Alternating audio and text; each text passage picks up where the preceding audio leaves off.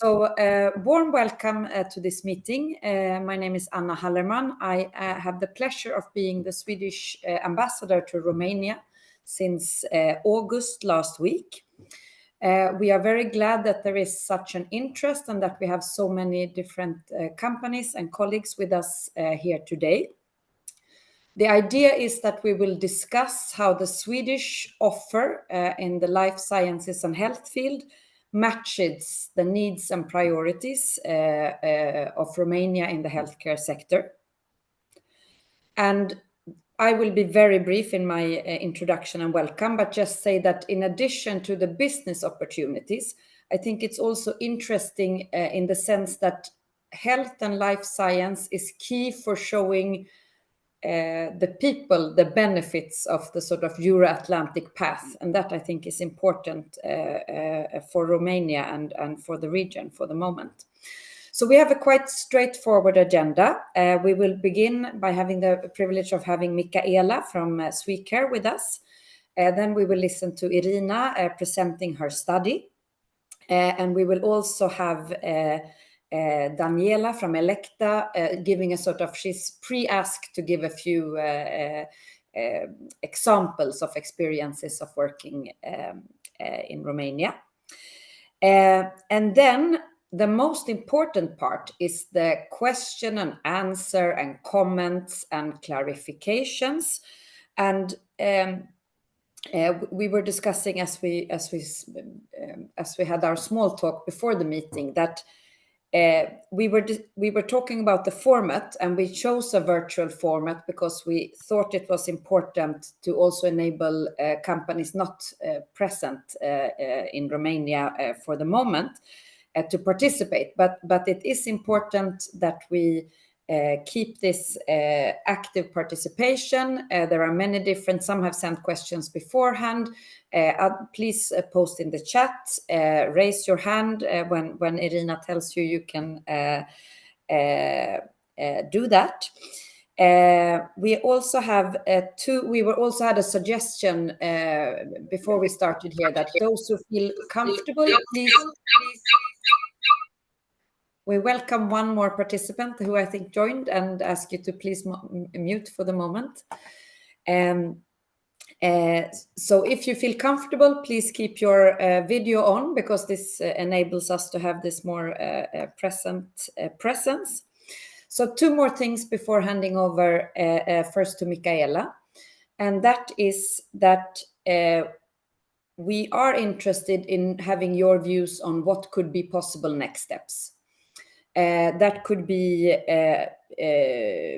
is there interest of a visit? Is there interest of a delegation, matchmaking, assistance in contact with authorities, etc.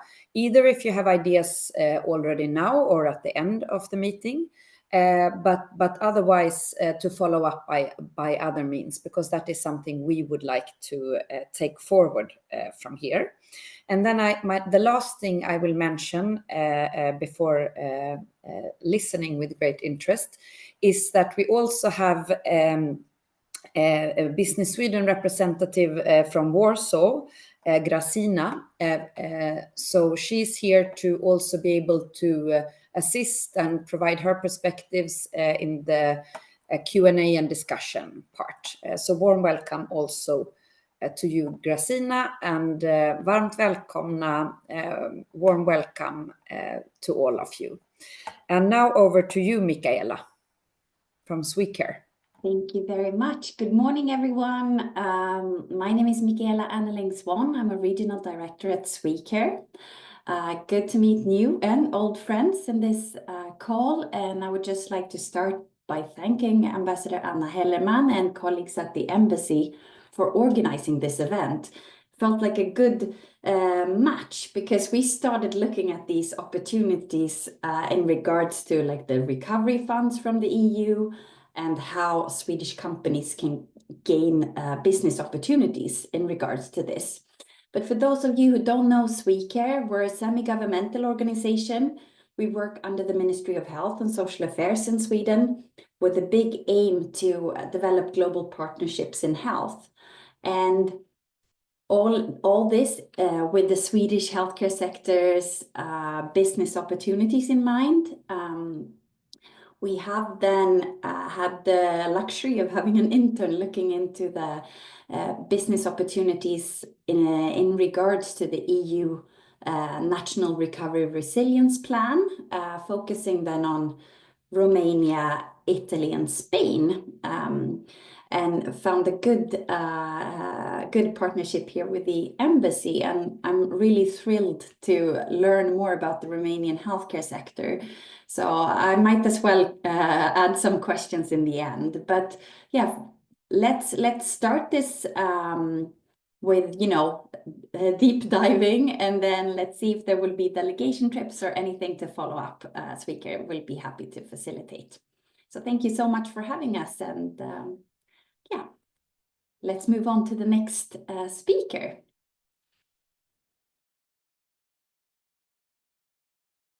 Good morning. Do you hear me? Yes.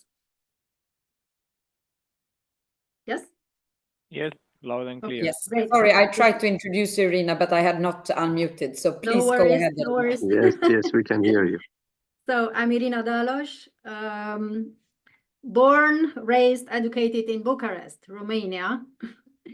I've been working for a few years now as a business development consultant in Romania for the Romanian market and Hungary, mainly for the Nordic companies. I have a background working with Business Sweden in the Budapest office in Hungary for many, many years. And also I worked with Finnish companies in the Business Finland trade center in Budapest as well.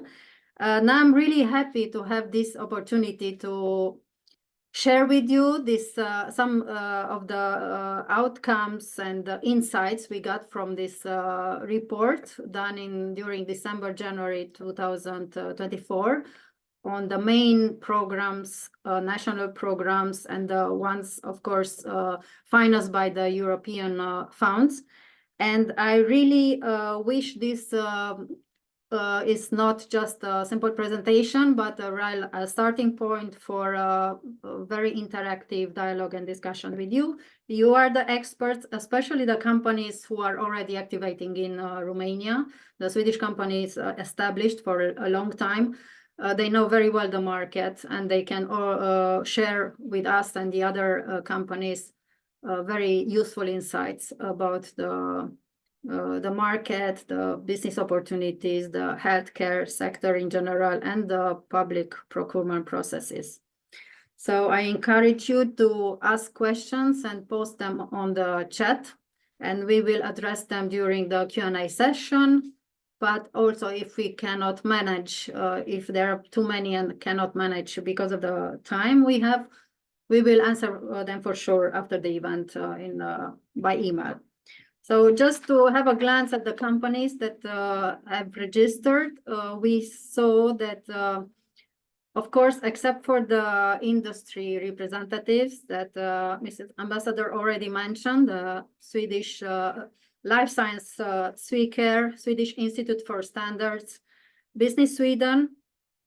We have companies from the construction sector, which is very good because a large part of the budgets go to the infrastructure and construction of the new medical units. We have outpatient healthcare services providers, especially in renal care and dialysis, clinical lab, diagnostics, in hematology, diabetes. We have representatives from R&D in rare diseases, and rare diseases, hematology, good representation of telemedicine companies. And also we have, last but not least, I would mention the manufacturers of the medical equipment, so providers of solutions in different areas of the medical healthcare sector. So welcome everyone. And now I will jump into the presentation and share the screen with you. I hope I'm doing the right thing. Do you see it?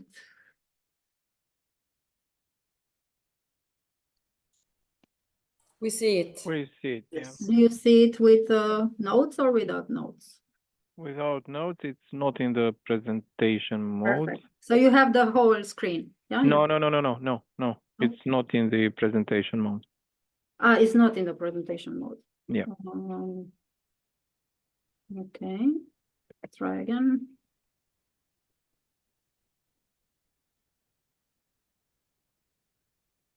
You can press F5 if that things doesn't work. Yes. F5, yes. Now it's okay. No? No? But I think we will see in the future slides also the notes. If you go up to the top under display settings and then switch that, the top line display settings, and there's a drop down menu. Yes. Very top. This is just a trick to lure out the Okay. internet. Yeah. I got it. It's here. Yeah. Yes. And then Yes. switch that. Display swap. This one? Yeah. Yes. Now it's okay. Great. So let's jump in. Basically, I will touch the multi-annual financial framework and the next generation EU national recovery and resilience plans with their budgets and their focus areas and projects, but also because we have companies in oncology and also in dialysis. I also prepared 2 slides about the national plan for cancer prevention and one for the renal failure care and chronic kidney diseases. So few words about the next generation EU plan, the recovery and resilience plan, and especially the health budget within this program. Healthcare budget is 2.7 billion euros out of the 28.5, the whole budget for this resilience and recovery plan. And the Ministry of Investments and European Projects in Romania is responsible for this program. We have certain focus areas where the budgets and the projects go. You see them on the screen. I just briefly mentioned the family doctors' offices, the outpatient healthcare units, the family planning, neonatal intensive care units, the infection control, the nosocomial infections in hospitals, of course, the new public hospital infrastructure, and the telemedicine sector, which includes e-health, the digital transformation, e-health and telemedicine. This is split in 3 big parts. One is dealing with the National Health Insurance House IT platform. The second one concentrates on the digitalization of the institutions with health responsibilities, which are under the Ministry of Health. And then we have investment in the IT infrastructure of the public health units, hospital, clinics, and so on.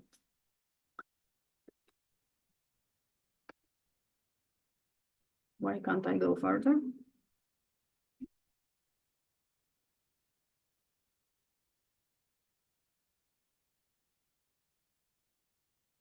Okay. Next. So here you see a chart dividing all these focuses, so all these prioritized areas. The hospital infrastructure, including 19 hospitals. This doesn't mean that 19 hospitals will be completely built from the scratch, but meaning that there are investments in the hospital units. So the medical units part of existing hospitals or maybe separate units. They have the largest budget within the program. And followed by, so you see the split of the medical equipment and devices amounts in 635 million euros altogether, only for the public hospital infrastructure. It's a very big, large amount of money allocated for this strategic area. Then we have the family doctor offices, pre-hospital medical infrastructure. Then we have the infection control part, the telemedicine system, again, e-health is the platform and the digitalization of the health institutions. Then we have the neonatal units, outpatient clinics, and so on. If we have to... Sorry, Irina. Yes. Irina, I will just mention also what I said in the chat, that I believe that we will also share this presentation afterwards. Yes. So if you find it difficult to read the small print, you can listen to the sort of broad overview, yes. And you will hear you can access the details afterwards. Thank you. Yeah. Being recorded, I thought we have to put some content also. Okay, so this is it's a pie chart that divides, we are talking here about medical equipment, so I left out the services related to the program, to the healthcare sector.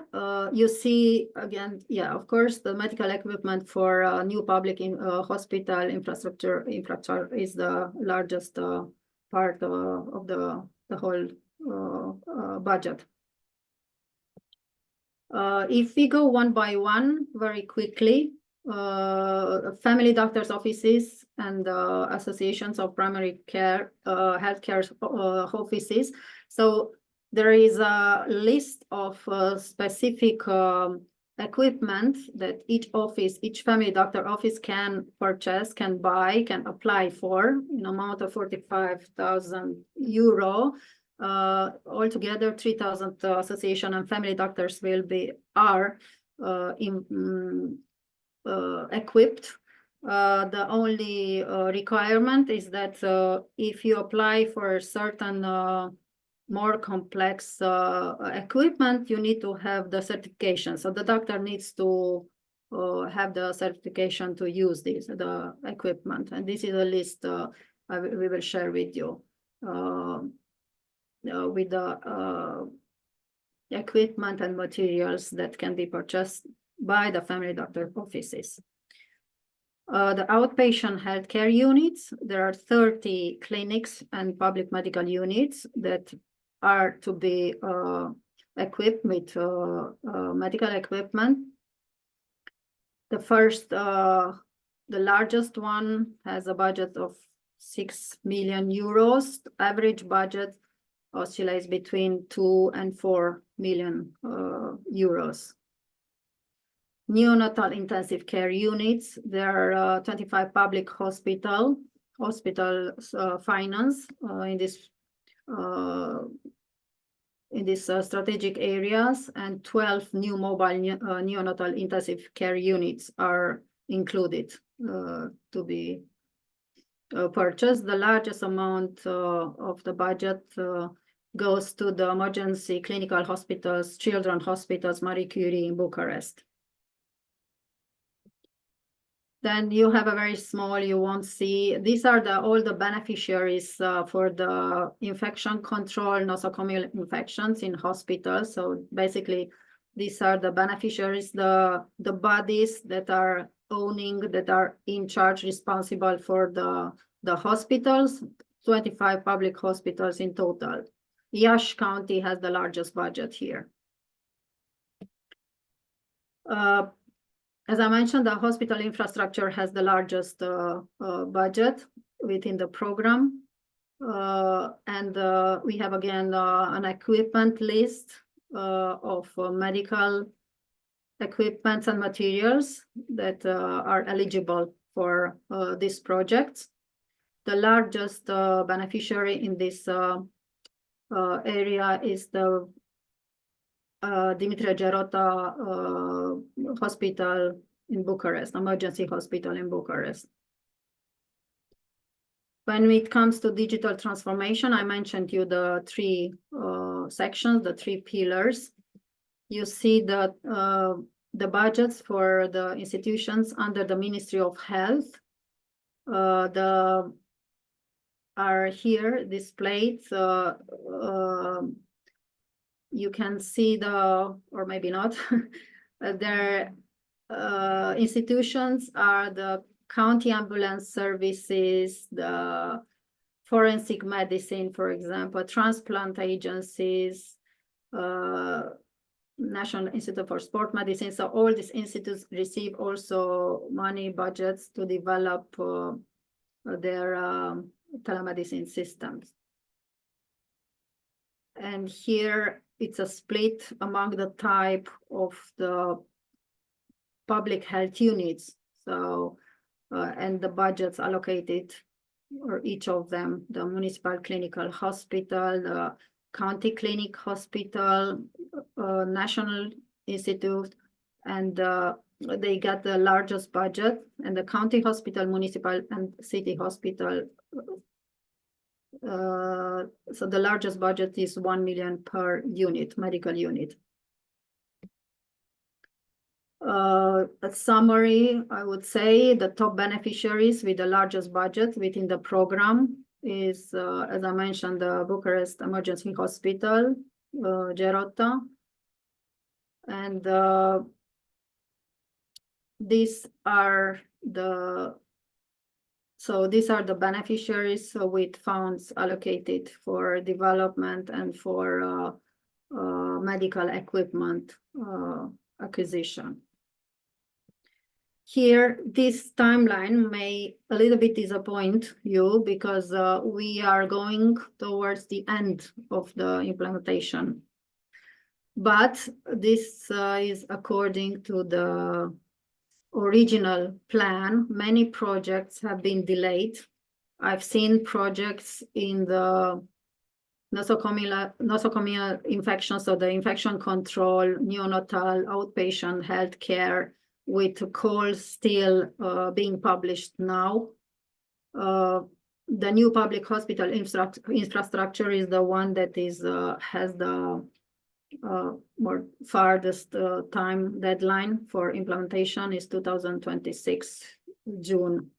So these, of course, many of the projects, the calls are already closed and implementation undergoing or done, but there are still projects that for which the calls are not published yet, or still time to join in. So these were a few words about the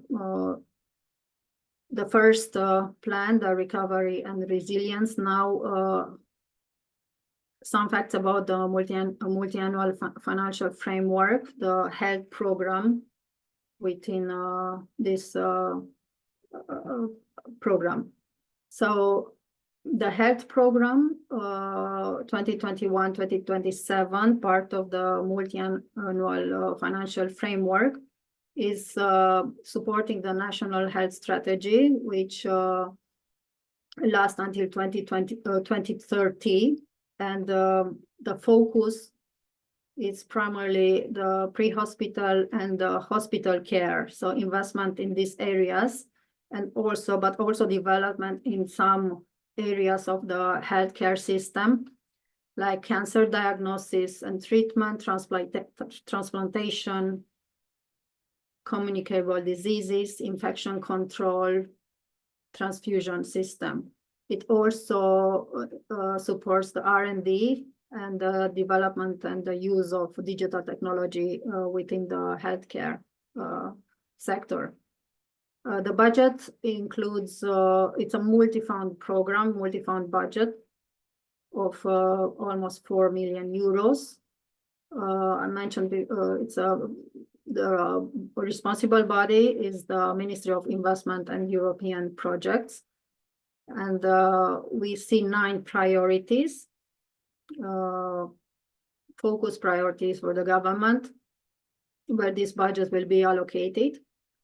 And these are the rehabilitation, palliative and hospitalization services for chronic diseases, hospital and healthcare infrastructure, oncology, transplantation, digital technology, biotechnology, R&D, and digitalization of the medical system. And here you won't see very well, but I just split the strategic areas. The first one is the largest, the 3 regional emergency hospitals that are being or will be planned to be built in Romania in 3 different cities.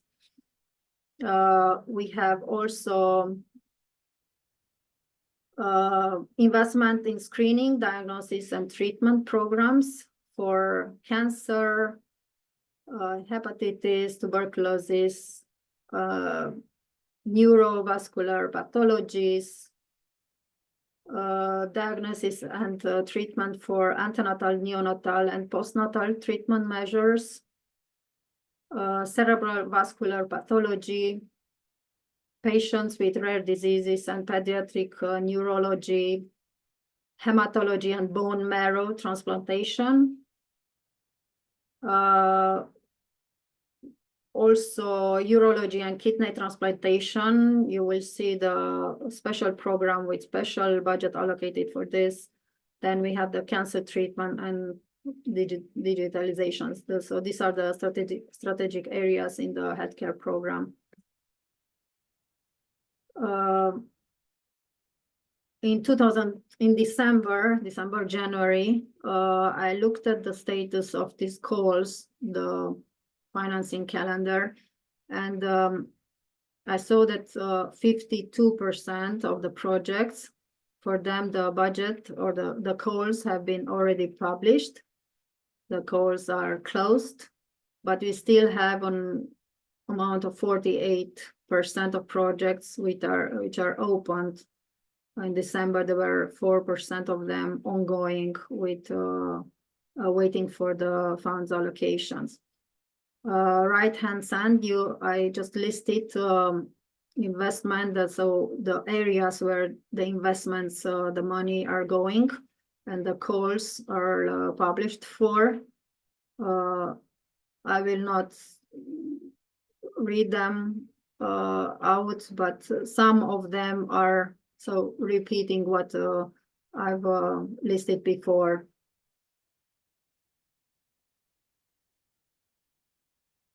The 3 regional emergency hospitals are actually the largest projects within the program.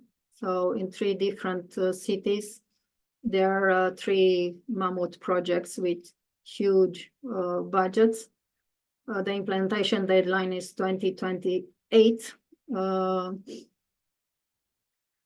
So for this size of investments and infrastructure, they're also skeptical, thinking that if this could be realized, done in such a short time. Anyhow, Craiova Regional Hospital, with a budget of 642 million euro, is in the most advanced stage until now. The winner was selected in March 2025. There is a group of 4 construction infrastructure companies in an association that won this tender, and 2 medical equipment, medical integrators, so integrators in the medical sector, who are offering complementary solutions from different brands for this project, for Craiova Hospital. Then we have Iași Regional Hospital, emergency hospital in Iași, with a budget of 650 million euros, and the Cluj Regional Hospital, 673 million euros. Both of them are planned to be decided during May 2025, so in 1 month time, if everything goes well. There have been some delays due to contestations, but hopefully we will have the decision in 1 month time, so in May. Few words about the national plan for cancer prevention and control, 2023-2030. The Minister of Health is responsible for the planning, initiating and coordinating and monitoring the project, and the National Health Insurance House is responsible for the implementation. It's a multiple funding sourced project. Each source is concentrating on different area.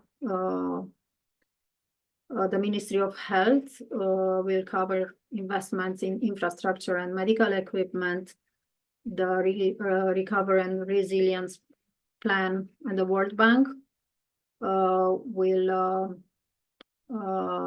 finance some specific programs for oncology.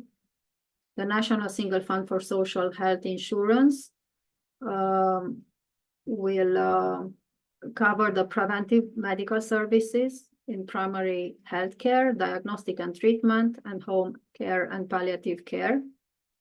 The European Fund, the European Regional Development Fund, through the health program, will finance also investments in outpatient clinics for cancer screening and early diagnosis services, anatomy, pathology, and molecular biology laboratories, of oncology centers, equipment of oncology institutes, palliative care services at hospital level, research, proton therapy, and digitalization. And there are also the European Social Fund, also within the health program, submitting the guidelines and documentation and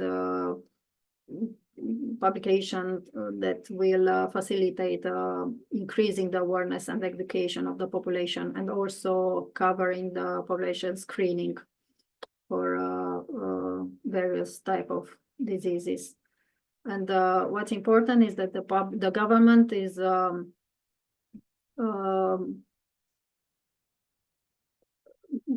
let's say motivating companies to get into the public-private partnerships. So this would allow the speed up of the implementation process.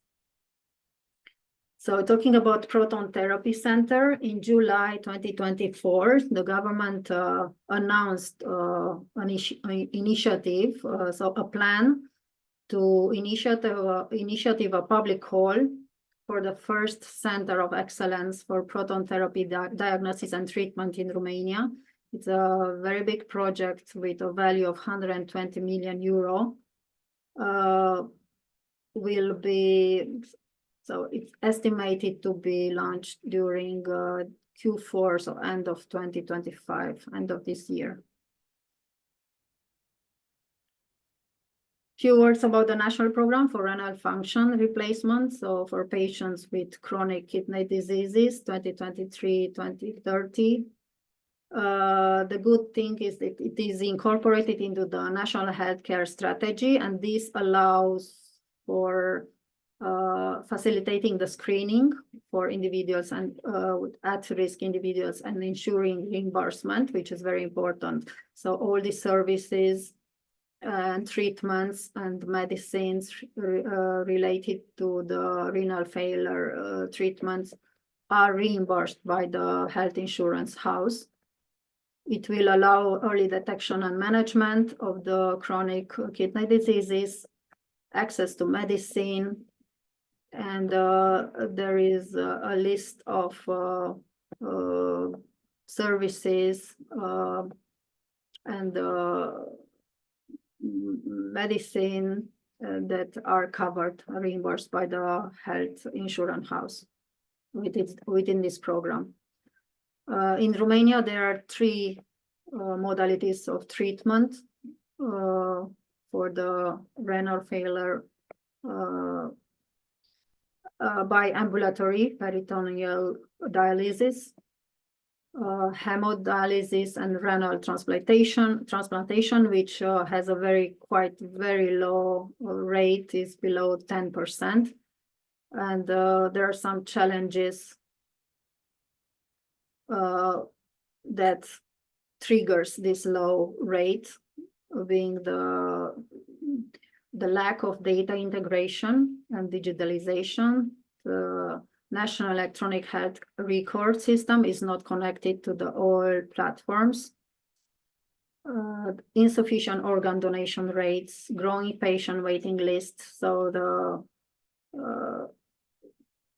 chronic kidney disease diseases are increasing in Romania. The number of patients are increasing, so the waiting lists are longer and longer. Limited healthcare funding, shortage of healthcare professionals, low public awareness and trust, and maybe sometimes bureaucracy.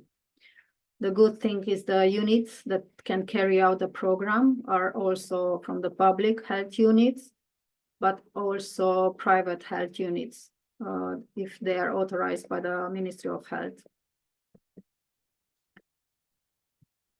Just a few words about the public procurement process. If you are not accustomed to it, I'm sure the companies who are established in Romania know very well the system. So this is for the ones who plan to join the projects and through partners or plan to come to establish in Romania. Public Procurement Electronic System, SEAP, is the Romanian electronic platform for the public procurement processes and procedures. The official website is elicitație.ro.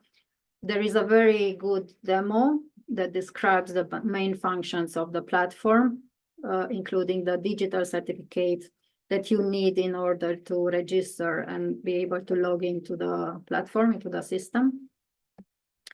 And here you can see the steps from the process. So the public procurement process starts with the application, submission, and evaluation. So before being able to put in an offer, you need to be eligible. So there is an evaluation period for the bidder. Then the bidder can submit its offer, which is evaluated from both technical point of view and also financial point of view, of course. Then followed by electronic action, deliberation, and award. So the time usually between the publishing of the call and the application can vary between 1 month and can be 3 or up to 6 months. We saw at the regional emergency hospitals calls, it took almost 6 months. It was allowed to until the offers were submitted. So for more complex projects, the time is longer. Here I just put a few points maybe helpful for you when using the platform. Very important that the platform is in the Romanian language. So you need to have somebody, a local person who can handle the system. There are quite many documents needed when you apply. Only the European Single Procurement Documents, ESPD, it's DUAE in Romanian, needs to be filled in at when you apply, but at the beginning. And once you are selected and eligible as applicant, and you can send in your offer, then you have to submit the rest of the documents. Once you are in a tender as a participant, you can see, so you receive all the documents, you see all the communications between the bidders. You don't know who these are, the bidders are. You only know how many applicants are there. But there is a warranty fee that you must pay in order to submit the offer. As I mentioned, usually there are 30 days to submit the offer, but for complex projects, it may prolong to 6 months even. Below certain value of the project, the tender has a simplified procedure, or there are cases when no tendering is required as also. There is an e-catalog functioning as the marketplace of the platform. where the companies can list ready-made packages or products or services that can be purchased without a tender.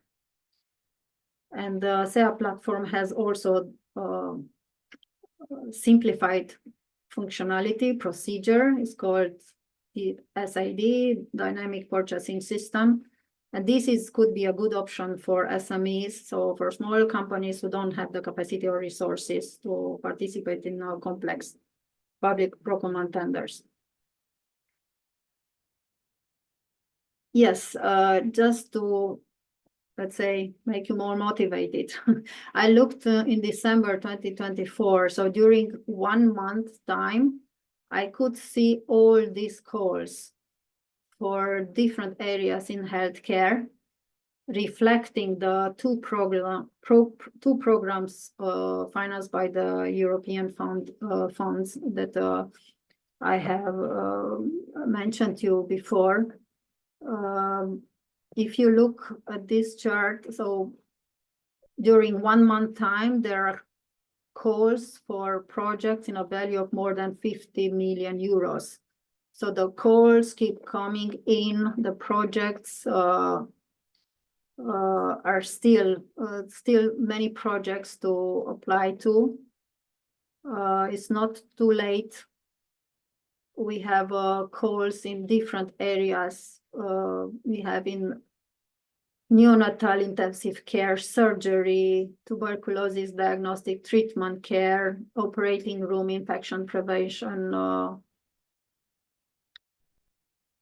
genetics, pathology, cancer treatment, endoscopy, laparoscopy, laboratory oncology. So it's a quite wide range of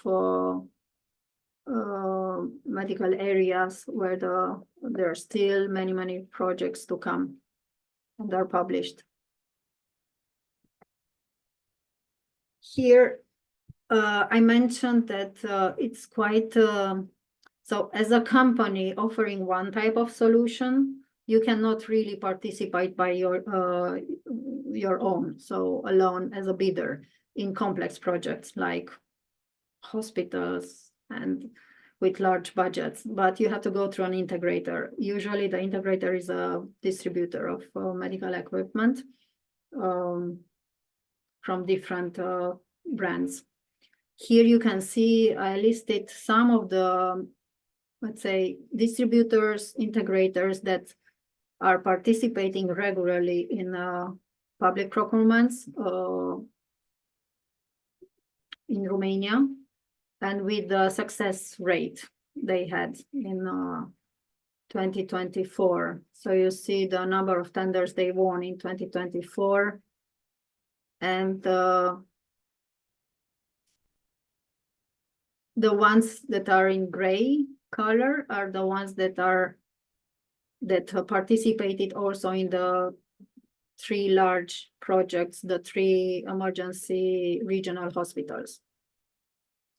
The ones that won now in Craiova Hospital are also listed here, the two of them.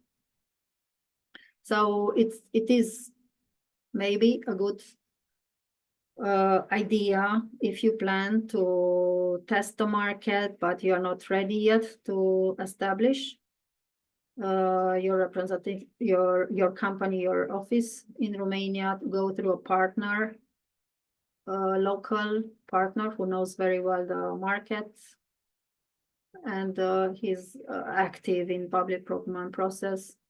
So one of them can be one of them from this list that are very knowledgeable at such projects. So this is the last slide. I hope I'm in time. I'm quite early. It's some takeaways that you maybe are important, just a sum up of this presentation or a starting point of a dialogue with you, discussion. So there is still time to join in projects. There are some projects, many of them, especially in the recovery and resilience program. Those, due to the late implementation deadlines or early, some of them are already implemented. Nevertheless, some of them have been delayed. However, there's still a significant number of healthcare projects financed through these programs where the Swedish companies can apply to. I mentioned before what are the specific areas. It's quite large, it's quite wide in the healthcare sector, where the equipment, the calls, the public procurements are focusing on for medical equipment. The medical integrators, so as I mentioned in the complex public procurement, they are looking for turnkey solutions with many modules and area of expertise. So a company offering only a limited range of solution cannot bid by itself, but must participate via a local partner, a local medical integrator. So it's not necessary to be registered in Romania. The companies may participate as bidders or subcontractors if they meet the eligibility criteria in the main document of the public procurement, the DUE document. And it's very important to know the local registration, legislation. There is a misspelling there. So the local rules and legislation, which are of course following the EU directives, but in many cases these are even stricter. It's very important to have a local partner. As I mentioned, the tendering process is all in Romanian language, the documents as well. The companies without local presence and resources can make use of a local tender consultant or partner, a distributor or integrator. This is a very important aspect when you are thinking to bid in such calls. And of course, some projects request after-sales services, training, maintenance. So here, local staff is needed for sure. So if you're thinking short-term testing the market or long-term ongoing activities, it is recommended to have a Romanian language speaker if you want to participate in tenders. Consultant experience in the tendering process and in monitoring the calls. So monitoring the calls is essential. So you're up to date with what has been done before and what's expected. But if you really consider having an ongoing activity and applying for complex projects, then you need to partner up with a local distributor with industry knowledge, which has proven success track in procurement process, and not last fact, have a positive image on the market. This is very important. So this is what I wanted to share with you. Here are my contact details. If you have questions anytime, I'm really happy to get in touch with you. And we are now I will hand over to Daniela Andrei. She's the country manager for Elekta, radiotherapy services company established in Romania long time ago. It's one of the most important player on the market in radiotherapy. They are participating actively in tenders. She can share with you her experience on the Romanian market, and mainly maybe she can touch some things on the private healthcare area as I talked only about the public sector. She has a very good insights on the public, on the private sector, medical sector in Romania. So, sorry, Daniela. Irina. Sorry, Irina, can I just come in before handing over to Daniela, just to say also thank you for your presentation. In our view, it's clear that there are needs, there are priorities from the authorities, funds are available, and as you said, it is not too late. There are still tenders ongoing. I'm also glad to see that there were several questions in the chat. We will come back to those in the discussion, and as we already said, we will also share the presentation where you can go into also to the details. And please continue to post questions and prepare for active participation in the discussions while we listen to Daniela.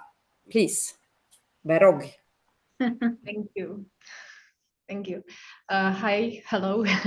Thank you, Irina. Thank you, Madam Ambassador. I'm very happy to join you in this meeting and discussion. Yeah, as Irina mentioned, I am here representing Elekta. Elekta is one of the two main manufacturers of radiotherapy equipment. We've been established directly as a presence in the Romanian market in 2019. And yes, we have addressed basically both the public and the private markets. In terms of the public markets, what I can tell you is that yeah, we see an increase of tenders. Maybe not necessarily containing also the equipment that we are selling on the market, because yeah, it's rather a niche. But still, there are opportunities in this area.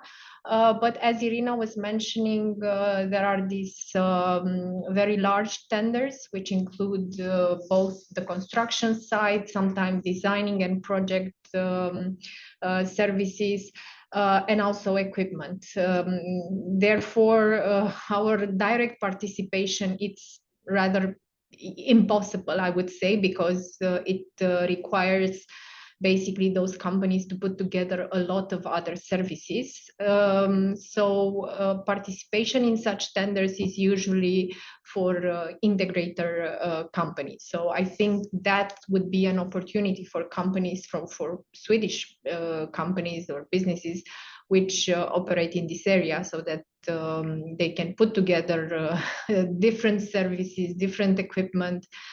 But as Irina was also mentioning, you need to be aligned as well with the local legislation, because depending on the type of equipment, like in our case, we talk about radiotherapy equipment which uses basically ionizing radiation. So you need special certification licenses from local authorities. So yeah, this has to be well considered, what you actually need in terms of certification before you start operations on the market. Even if you go direct or you go through a distributor, these have to be in place in order to be able to provide the services in the market. As Irina was mentioning, I would like to point out a bit on the private market. I saw that there was a question here of if we know the proportion between public and private healthcare providers. And I know, I don't think I have the latest data, but what I know when I talk about the healthcare sector in general in Romania, around 20-21% is private and around 80% it's public. However, when we talk about the radiotherapy market, here the percentage is quite different in a big way, I would say, because in the radiotherapy services, we have 65% private versus 35% public. So when I look at the pool of customers that we have as Elekta, 80% of our customers are actually private customers, big players in the RT services area. and I can give some names, not sure if those are known, but it's like Afidea. They recently bought MedEuropa. MedEuropa was a large private chain of RT centers that have been established in 2016, and last year they've been bought by Afidea. We also have Amethyst. Amethyst also, it's a large chain. They are present in Romania, in Poland, France, and Austria and UK with RT services, but also with other services in countries like Italy or Germany. So these are like two of the biggest private providers in the RT services. If we look, however, at the whole private sector, you have two very large private players in the field of healthcare services. One of them is called MedLife. They are a public Romanian company, so they are a company which have been listed at the Bucharest Stock Exchange since 2016, and currently are the largest provider of private healthcare services in Romania. And then you have another player called Regina Maria, who they just recently announced, like I think last week, that they've been bought by sorry, I'm gonna. It's a Finnish group that has bought Regina Maria. It has been a very large transaction. The talk on the market is that the Finnish group has paid around 1.2 or 1.3 billion euros for the entire package of Regina Maria. So now Regina Maria is the second largest, and it's part of a, let's say, a Nordic business. So I would say that, yeah, in terms of the healthcare sector, Romania presents a lot of opportunities, definitely in the public now with all these investments with the EU funds, but also in the private, because there is an increase of the healthcare services being provided in the private area. And just to give you a figure, again, these are like from a study that has been conducted last year in 2024, but it looks to the private business up to 2022, and the revenues generated by the private healthcare providers, it was around 4.6 billion euros in 2022, with an added value of around 3 billion euros.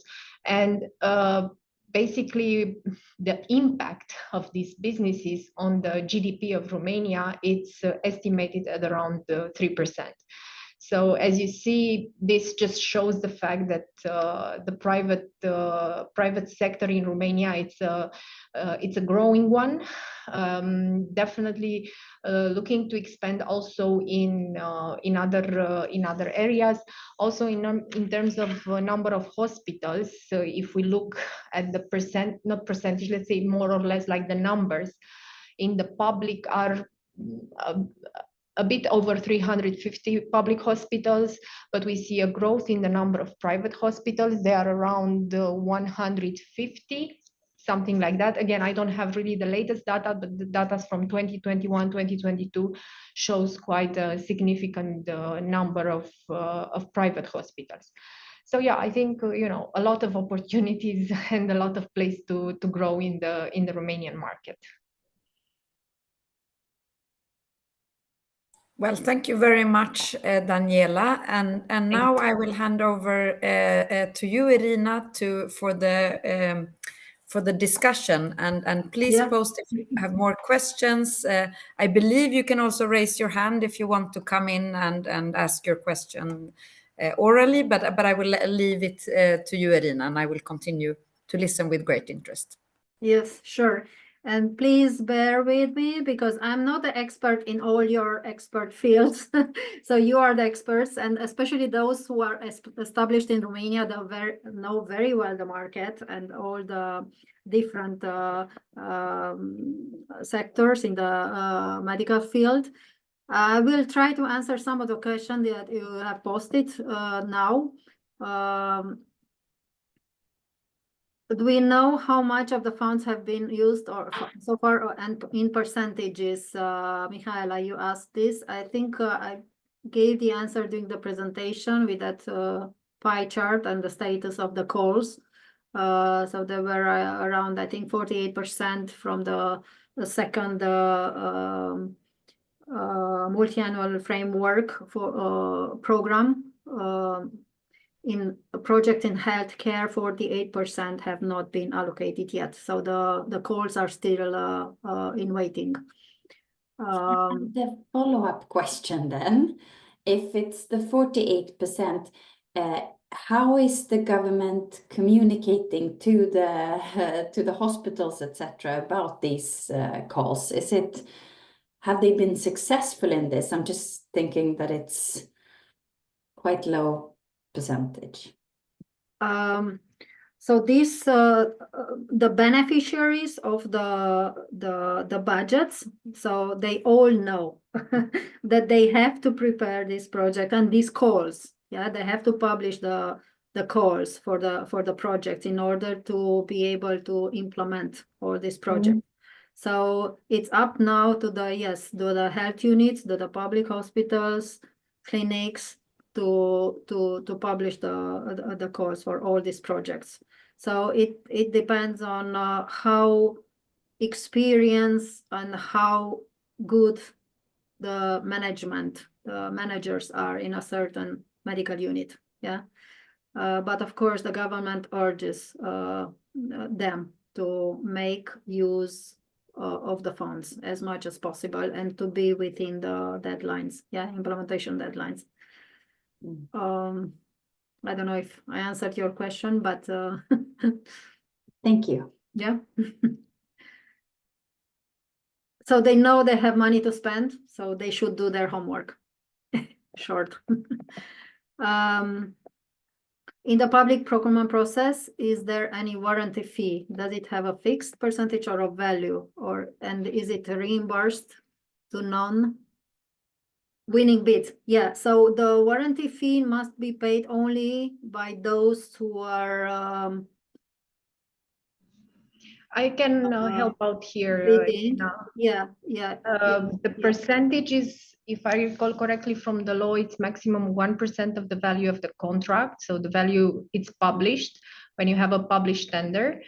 And the fee is reimbursed both to winning and non-winning bids, because the winner, after it's been awarded, it has to establish the good execution warranty fee. So basically, once you establish the good execution warranty fee, you receive as well the warranty fee. And the non-winning bids, they receive back the warranty fee. You can establish it by paying it directly to the contracting authority, or by setting up a bank guarantee letter, or like an insurance. These are like all means which can be used. And this is paid only by the winner, no? No, it's paid by every bidder. But once the winner is the good execution decided, they warranty, get the money back. They receive the warranty fee for the participation.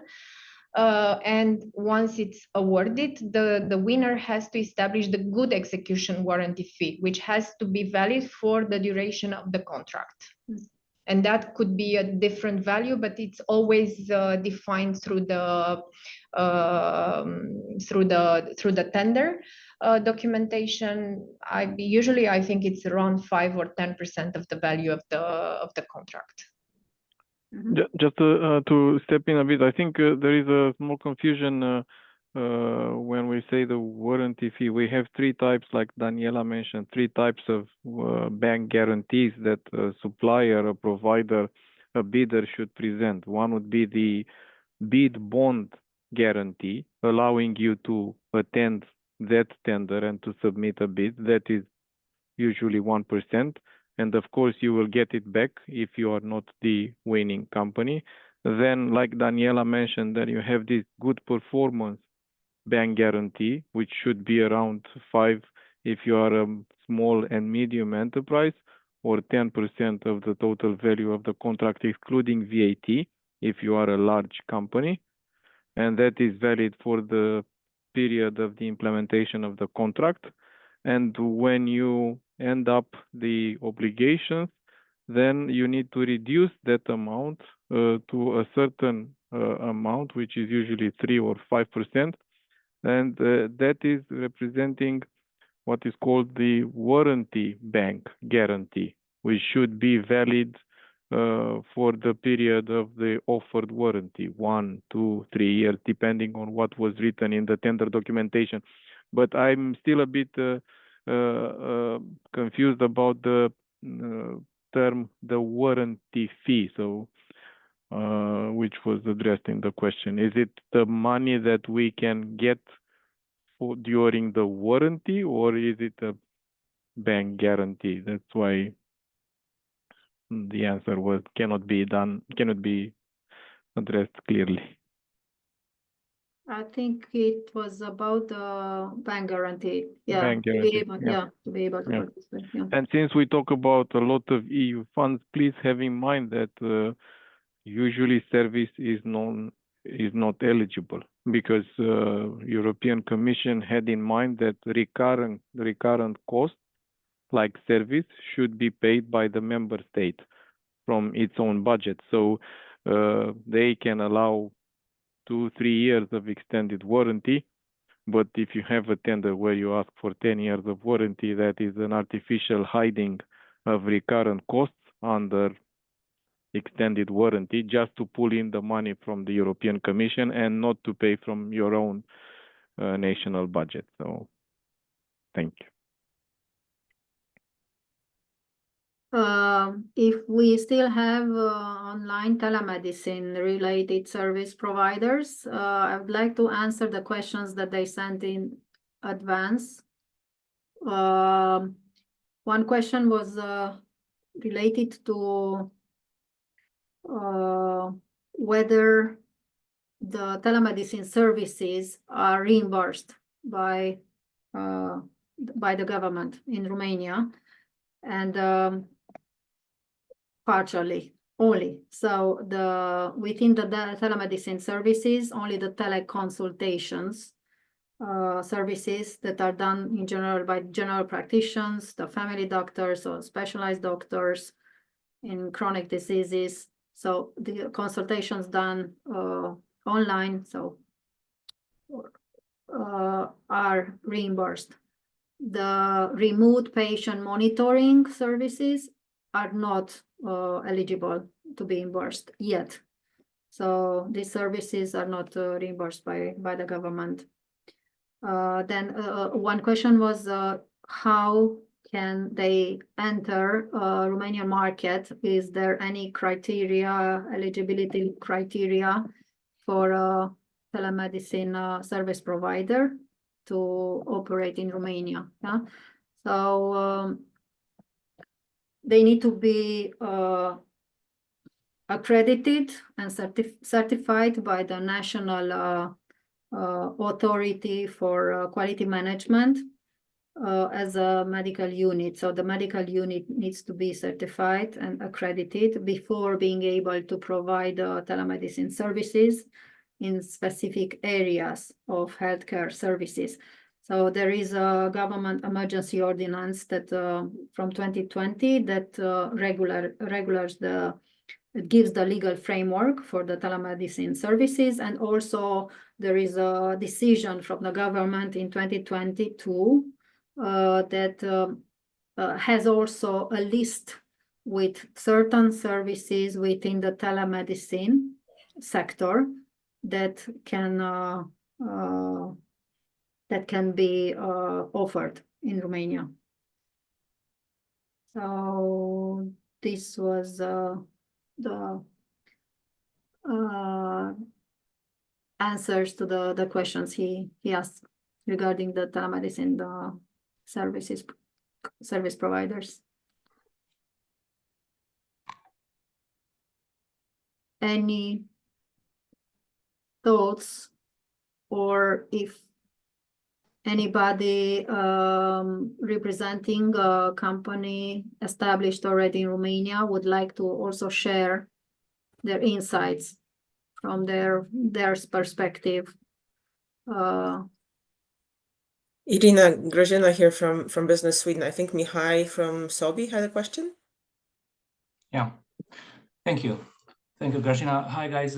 Thank you to the Swedish Embassy in Bucharest for organizing. Thank you, Madam Ambassador, for really nice initiative and event.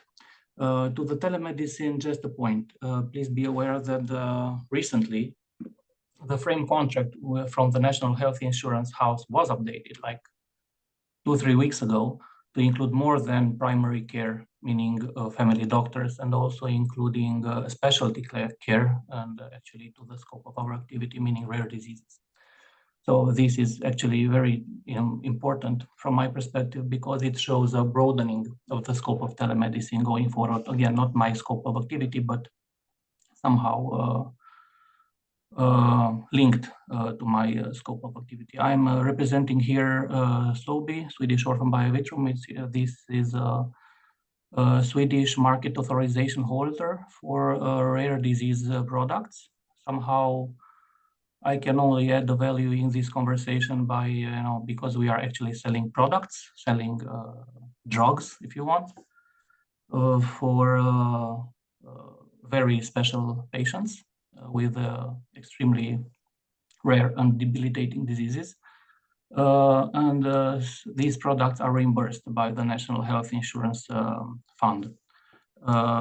So if I can somehow, my expertise in this is somehow linked to the topic at hand, but not directly impacted by the topic at hand, because at the end of the day, we are not building hospitals, but we are selling products in the hospitals that will be built.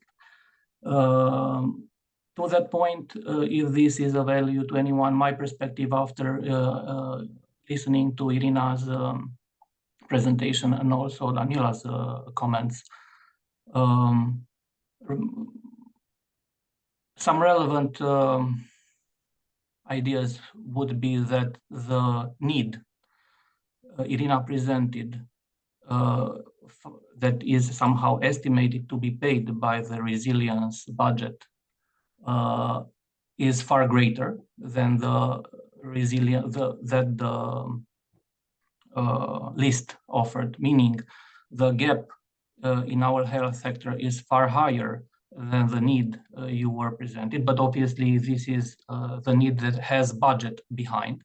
Please remember that also country has budget behind. So from this perspective, there is ample investment opportunities also through different funding mechanisms here.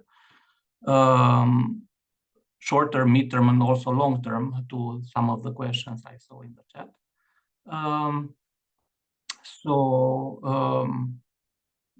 If any other, these were my bullet points to this, and thank you.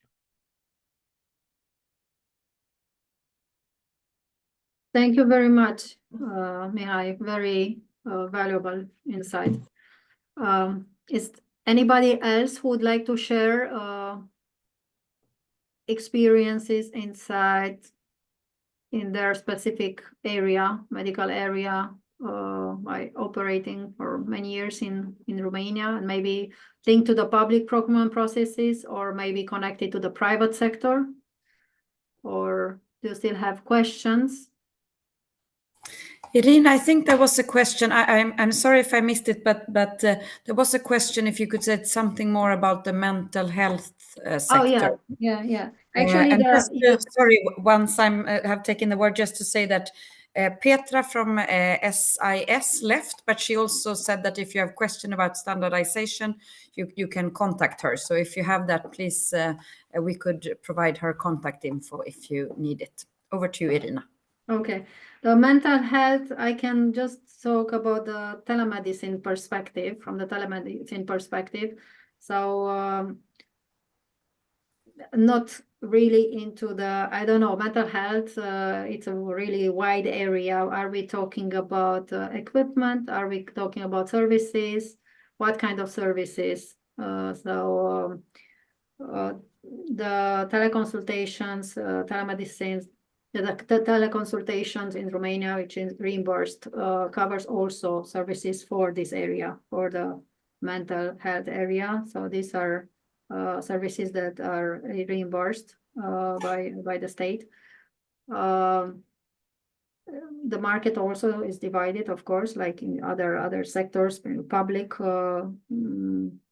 offices, public clinics for this, and private clinics.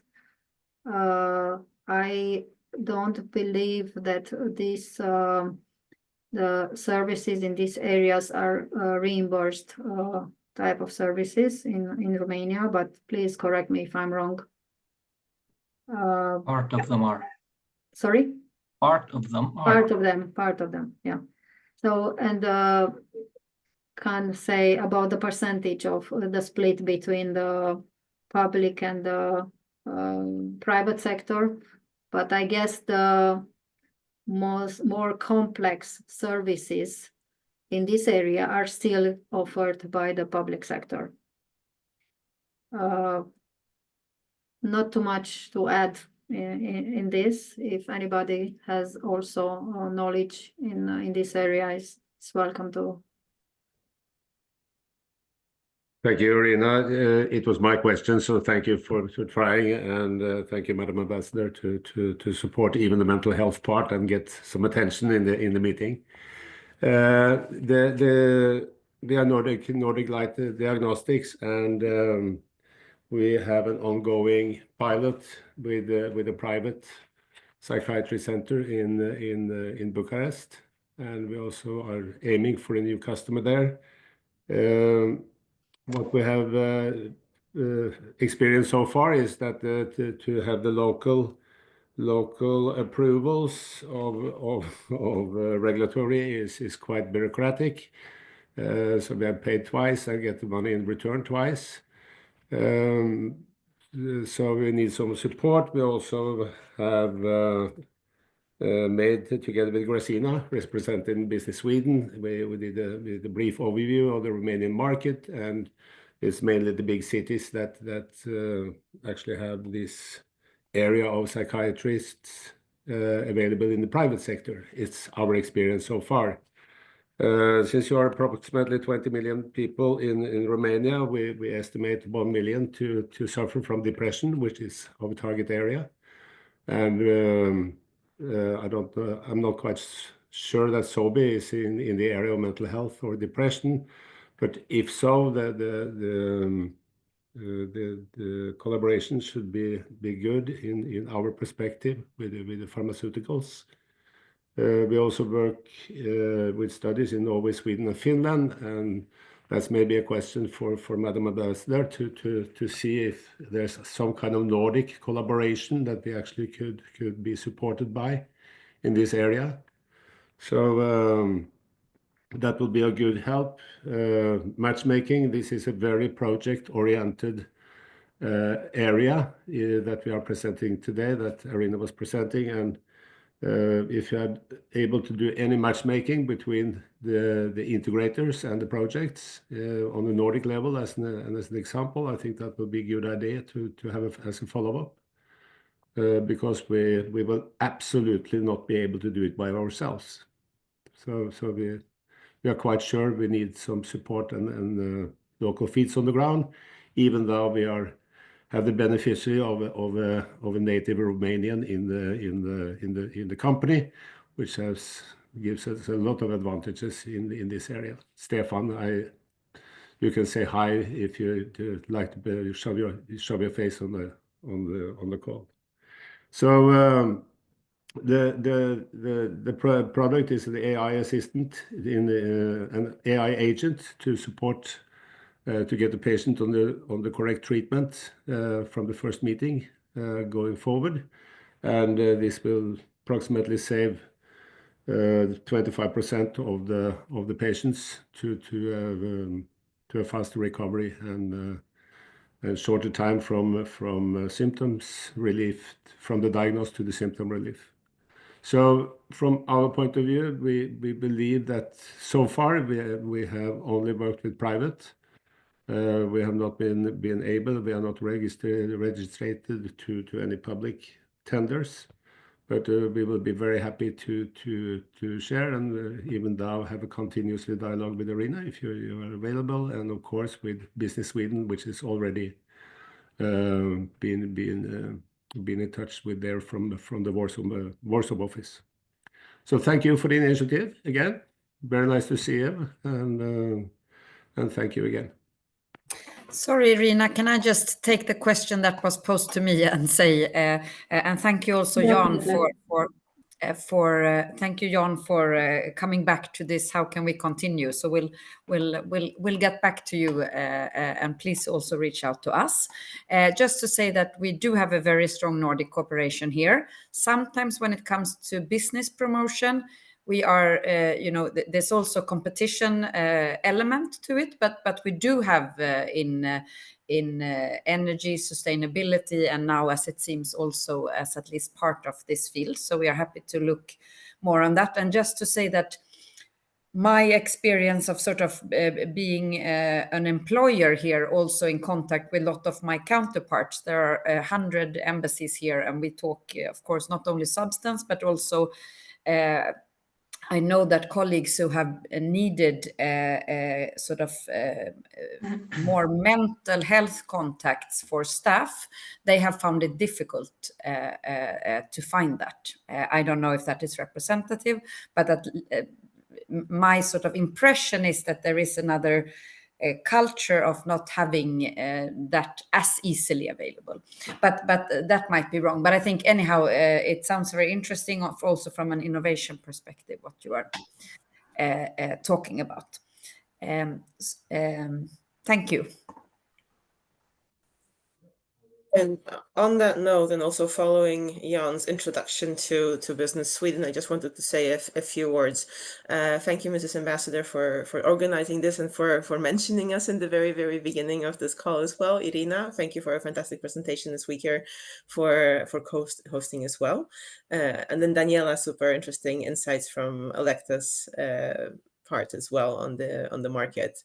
As Jan mentioned, Business Sweden has worked with Nordic Light on something called validation, which is a service that we offer to small and medium-sized companies.